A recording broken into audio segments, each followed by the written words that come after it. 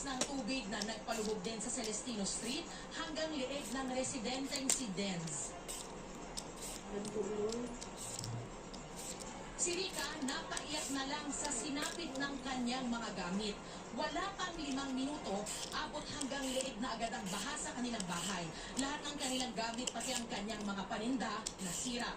Mabuti na lang at ligtas ang kanyang 4 na anak dahil naiakyat niya sa 2nd floor ng kanilang bahay.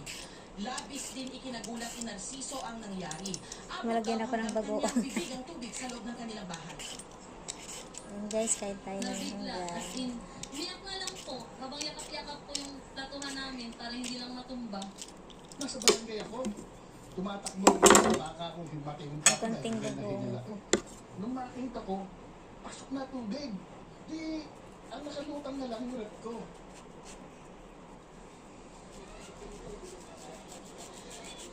Napasugod tuloy dito ang ilang fire volunteers galing Caloocan para tumulong mag-rescue ng mga residente. Bumigat ang traffic tulad dito sa M. Naval Street. Agad ding nagsagawa ng rescue operations ang Navotas LGU. Ayon sa Navotas CDRMO, abot sa 100 individual ang inilikas kanina mula sa kanilang mga bahay papunta sa Navotas Elementary School. Sakto rin daw na umabot ng 2 metro ang high tide sa ilog kaninang tanghali. Hindi pa rin daw kasi naayos ang bahagi ng navigational gate na nasira noong nakaraang buwan. Parang may nag-chat po sa amin sa page po na kailangan po nila ng tulong. Kaya nandito po kami para po nagsama-sama po kayo ng mga five volunteer. Natural na occurrences kasi ma'am, tabing ilog dito ma'am eh. Yarda po ito kung saan dinadala po yung mga barko o lansya na for repair. Kaya po maaaring dahil na rin po sa katagalan ng panahon ay nasira kasi nakatugtong lang po siya sa lupa.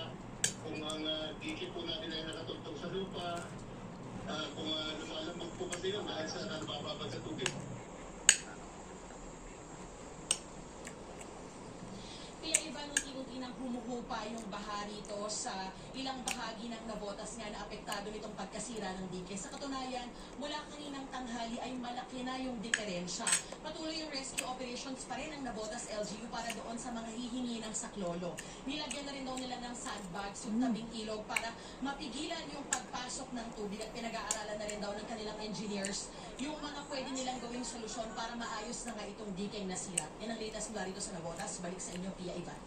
Itatanong ko sana, Darlene, yung nabanggit mo, ano kaya ang posibleng gawin? Dahil hindi naman maaayos ng overnight ang dike na yan eh.